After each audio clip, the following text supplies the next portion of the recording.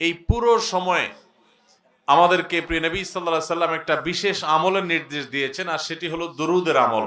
নবী করিম সাল্লাল্লাহু আলাইহি সাল্লাম পরিষ্কার ভাষায় বলেছেন, আকসিরু আলাইয়া মিনাস সালাতি মিন ইয়াউমিল জুমআতি ওয়া লাইলাতিল জুমআহ ফা ইন্না সালাতাকুম মা'রুদাতুন আলাই। তোমরা জুমার রাতে অর্থাৎ বৃহস্পতিবার দিবাগত রাতে এবং জুমার দিনে অর্থাৎ শুক্রবার সকাল থেকে সন্ধ্যা পর্যন্ত এই পুরো সময়ের মধ্যে আমার প্রতি বেশি থেকে বেশি দুরূদ প্রেরণ করবে, দুরূদ পাঠ করবে। কারণ তোমরা যে দুরূদগুলো পাঠ করো সেই দুরূদগুলো আমার কাছে আল্লাহর ফেরেশতারা উপস্থাপন করেন, কে কোথা থেকে কোন সময় কতবার কিভাবে দুরূদ পাঠ করেছে। আল্লাহর হাবিব সাল্লাল্লাহু আলাইহি সাল্লামের কাছে বিশেষ নিযুক্ত ফেরেশতা আছেন, তারা এগুলোকে কালেক্ট করে আল্লাহর হাবিবকে জানান যে আপনার অমুক উম্মত পৃথিবীর অমুক প্রান্ত থেকে অমুকের ছেলে অমুকের মেয়ে অমুক, সে আপনার প্রতি দুরূদ প্রেরণ করেছে। এটা নবীজি সাল্লাল্লাহু আলাইহি সাল্লামের সামনে উপস্থাপন করা হয়। এবং যে ব্যক্তি নবীর প্রতি দুরূদ প্রেরণ করে, একবার যদি নবীর জন্য দুরূদ প্রেরণ করে, দুরূদ পাঠ করে, তাহলে আল্লাহ তাআলা ওই পাঠকারী ব্যক্তির উপর 10 বার রহমত নাজিল করে। এজন্য ভাইরা আমার, শুক্রবার যখনই আসবে, অন্যান্য দিন তো বটেই, তবে শুক্রবারটা হলো দুরূদ পাঠের শ্রেষ্ঠ সিজন, সবচেয়ে বড় মৌসুম, গুরুত্বপূর্ণ দুরূদের জন্য আদর্শ সময় হলো এই শুক্রবারের দিনটা। চলতে ফিরতে উঠতে বসতে আমরা আমাদের মুখে দুরূদের আমলটা চালু রাখবো। এবং দুরূদ পাঠ করার জন্য ওযু করাও জরুরি না, বিনা ওযুতেও যদি আপনি দুরূদ পাঠ করেন তবুও দুরূদ পাঠ করার সওয়াব পাওয়া যাবে, তবে ওযু অবস্থায় করতে পারলে তো আরো ভালো।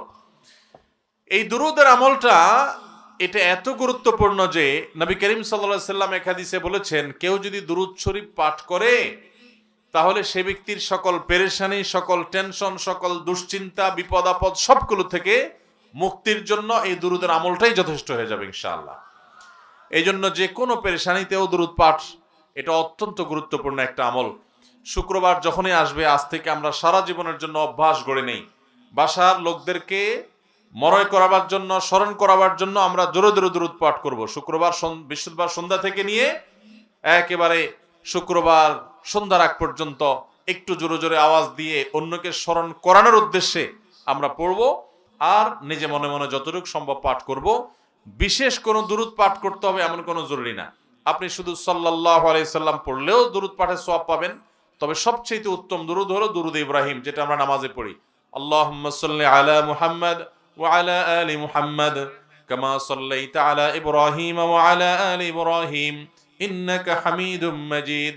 আল্লাহুম্মা বারিক আলা মুহাম্মাদ ওয়া আলা আলি মুহাম্মাদ কামা বারাকতা আলা ইব্রাহিম ওয়া আলা আলি ইব্রাহিম ইন্নাকা হামিদুম মাজিদ।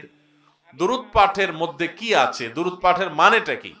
দুরূদ পাঠ মানে হলো নবী সাল্লাল্লাহু আলাইহি সাল্লামের জন্য আল্লাহর কাছে দোয়া করা, আল্লাহর কাছে আহ্বান করা। আপনি দুরূদ পাঠ করলেন মানে হলো আল্লাহর কাছে দরখাস্ত করলেন। দুরূদ পাঠের মানে হলো নবী সাল্লাল্লাহু আলাইহি সাল্লামের জন্য দোয়া করা। এই জন্য আমরা যখন দুরূদ পাঠ করব, তার মানে হলো আমরা দোয়া করলাম, হে আল্লাহ, আপনি আপনার হাবিবের প্রতি রহমত নাজিল করেন। আল্লাহ তো তার রাসূলের প্রতি এমনিই রহমত নাজিল করবে, আপনি দোয়া করলেও করবে, আপনি দোয়া না করলেও, কিন্তু আপনি দোয়া করলে মাঝখান থেকে আপনি সৌভাগ্যবান হয়ে যাবেন ইনশাআল্লাহ। সবাই আমলটা করবো তো ইনশাআল্লাহ? আল্লাহ আমাদের সবাইকে তৌফিক দান করুন। ভাইরা আমার, জুমার দিন যখন শুরু হয়ে যায় তখন আমরা এই দুরূদ পাঠের আমলের পাশাপাশি আরো কিছু আমল আছে যেগুলো করবে। শুক্রবারে দুরূদ পাঠ ছাড়াও আরো একটা আমল আছে ভাই, যে আমলের সওয়াব পৃথিবীতে অন্য যে কোনো আমলের চাইতে বেশি। এত বেশি সওয়াব, এত বেশি বিনিময় আল্লাহ তাআলা অন্য কোনো আমলে দিবেন না, শুক্রবার একটা আমল করলে দিবেন। সেটা বলবো? সে আমলটা হলো নবী করিম সাল্লাল্লাহু আলাইহি সাল্লাম বলেছেন, মান বাক্কারা ইয়াউমাল জুমআতি ওয়াবতাকার। যে ব্যক্তি জুমার দিন আগে আগে ঘুম থেকে উঠবে, ফজর নামাজ তো জামাতের সাথে পড়তেই হবে, এবং মসজিদেও আগে আগে যাবে, আর ওয়াগাসসালা ওয়াগতাসাল, ভালো করে উত্তম রূপে গোসল করবে জুমার দিন উপলক্ষে গোসল করা সুন্নাত। যে গোসল করবে উত্তম রূপে, ফরজ গোসল হলে ফরজ গোসল করবে, নফল গোসল হলে নফল গোসল করবে জুমার দিন। এবং সুম্মা মাশা ইলাল মসজিদি ওয়া লাম ইয়ারকাব, ওয়া মাশা ইলাল মাসজিদি ওয়া লাম ইয়ারকাব, এবং মসজিদে পায়ে হেঁটে হেঁটে যাবে, কোনো বাহনে যাবে না। এরপরে সুম্মা দানা মিনাল ইমাম, মসজিদে যে জুমার দিন ইমামের যদি খুব কাছে কাছে যেতে পারে, ওয়ালাম ইয়ালগু, এবং কোনো অনর্থক কোনো কথাবার্তা না বলে, যে আমল করলো, তেলাওয়াত করলো, দুরুদ পড়লো, বসে থাকলো, ওয়াজ শুনলো, খুতবা শুনলো, এইভাবে যদি নিরিবিলি সে মসজিদে যায় এবং ইমামের কাছাকাছি গিয়ে বসে, তাহলে মোট কয়টা কাজ হলো? সকালে আগে আগে উঠা, মসজিদে আগে আগে যাওয়া জুমায়ও, দ্বিতীয়ত হলো গোসল করা উত্তম রূপে, 3 নম্বর হলো মসজিদে পায়ে হেঁটে যাওয়া, 4 নম্বর হলো ইমামের কাছাকাছি গিয়ে বসা, তার মানে আগে আগে যেতে হবে, সেজন্য আর জন্য ঘাড়ের উপর দিতে যাওয়া নিষেধ, আগে আগে যেতে হবে, ইমামের কাছাকাছি বসতে হবে। আর 5 নম্বর হলো কোনো অনর্থক কাজ করা যাবে না, অনর্থক কথা বলা যাবে না। মসজিদে গিয়ে আড্ডা মারলেন, কথা বললেন, গল্প করলেন, এগুলো করা যাবে না।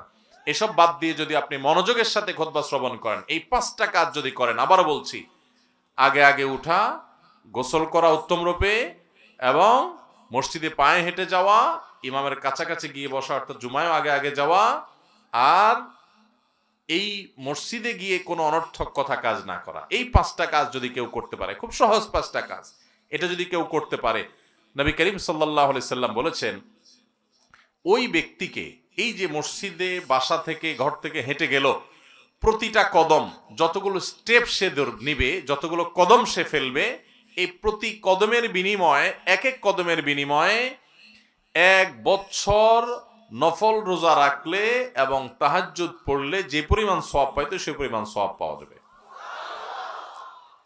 1 বছর রাত জেগে ইবাদত করা এবং 1 বছর নফল রোজা রাখার সওয়াব পাওয়া যাবে। তাহলে যদি কারোর বাড়ি থেকে 100 কদম মসজিদের দূরত্ব হয়, তাহলে সে এই 5টা কাজ করার মাধ্যমে, সহজ 5টা কাজ, আমরা তো এমনিই করি, নিয়ত করি করব এখন থেকে, যে আমি আগে আগে ঘুম থেকে উঠবো, যত দেরিতে ঘুমাই না কেন রাতে, যদি দেরিতে ঘুমানো উচিত না, তারপরও শুক্রবার ফজর আমাকে আগে উঠতে হবে। কারণ জানেন, শুক্রবার ফজরের নামাজ জামাতের সাথে পড়া হলো সারা বছরের, সারা জীবনের সবচেয়ে শ্রেষ্ঠ নামাজ।